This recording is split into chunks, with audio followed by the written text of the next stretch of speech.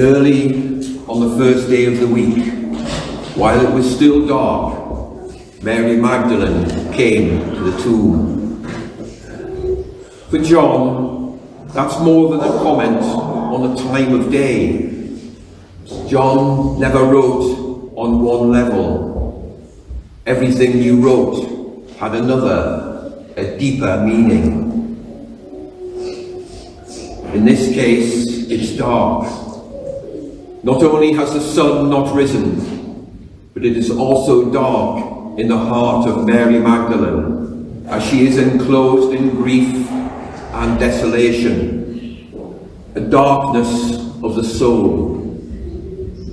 Even though this is the first day of the week, a new week, the start of something new, the language that John uses points us towards the prevailing gloom of Mary's despair.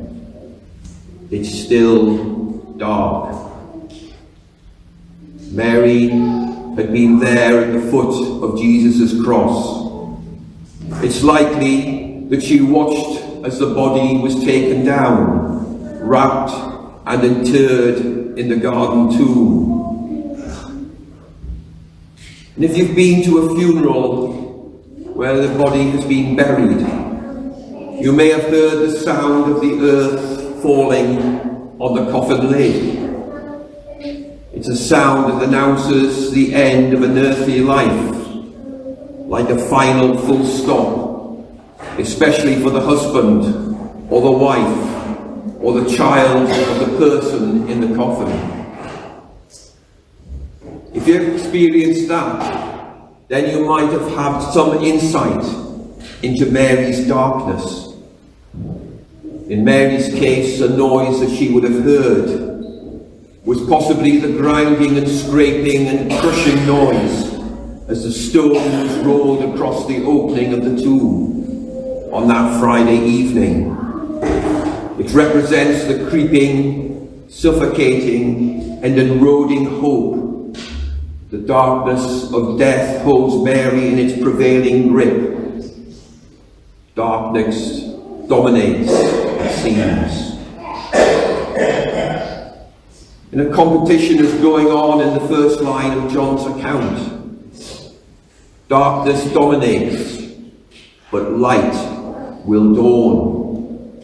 A thought to cling on to in the night time of that depression, illness, grief, and fear. Yes, darkness dominates at that particular point. But with God, dawn always comes. Yes, the night hours are long, often lonely, often fearful, but nothing can stop God's daybreak. However, as Mary arrives at the tomb, things aren't quite right. That stone has been rolled away, and Mary grasps at a natural explanation for the events: grave robbery. She dashes off for help, and Peter and the beloved disciple John run to investigate. The younger, fitter, faster disciple arrives at the tomb first, but he doesn't go in, he stops. Why doesn't he enter? Why is he hesitant? Fear of pollution? Fear of death? Or just simple shock at seeing that stone rolled away? But not Peter. When Peter arrives, typically undeterred, he dives straight in, seeing the strips of linen, the burial cloth used to wrap Jesus' head, folded separately.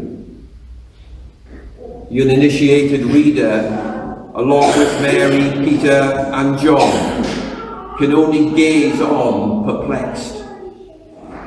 Grave cloths, carefully placed, but no body. What on earth has happened here? Unnoticed, the light of dawn increases incrementally around them. And finally the other disciple enters the tomb and sees and believes. Quite what he believes we are not told. Perhaps the beloved disciple experiences the grey light of dawning realization. He knows that something significant has happened, but until he has had time to think about it, he is unable to articulate it. The two men leave, and Mary weeps alone beside the grave. Those she ran for to help have gone home, but where is Mary's home? Jesus' death has left her dislocated, miserable, alone. Even reaching out to others has failed, and she's locked down in the isolation of her own grief. And it's always darkest just before dawn. The story moves on a little bit with John introducing two angels, and yet Mary shows no recognition of their status. Angels are a signpost for the reader that a straightforward, logical, natural understanding of what has happened simply will not do. There is more that meets the eye than the simple grave robbery. Mary fitted the events as she knew them into a framework of a very reasonable human assumption. She had watched Jesus die. She had watched Jesus be buried. And the only logical explanation is that somebody has stolen the body. But our most surprising God is not bound by human logic. In his kingdom, the last become first. The outcast becomes the wedding guest. The dead will become the living. For Mary, this realization has yet to dawn. And when she turns and sees Jesus behind her, she fits the person that she sees into her framework of logic. She is in a garden, and this must be the gardener. And yet there's a delicious irony about this case of mistaken identity. Given the many Bible references to God as the gardener. You're right, Mary. You just don't know how right you are. For the third time in this story, Mary articulates the heart of her problem. Her Lord has been taken away, and she doesn't know where he is. And then suddenly, the sun rises. The light of the world pierces Mary's gloom. Mary, Jesus names her, calls her by name, and the logic is pierced. She turns towards him. Sunlight bathes her. Rabboni, she says. The light shines in the darkness, and the darkness cannot overcome it. Mary's grief flees into a shadow. The light of understanding dawns. Now, though, is not a time for her to seize hold of him. Now is a time for her to go and tell the others. Mary, the first apostle, sprints the news back to the disciples. The light has come again. The risen Lord breaks through again and again, piercing the gloom of our unbelief with his searchlight of hope.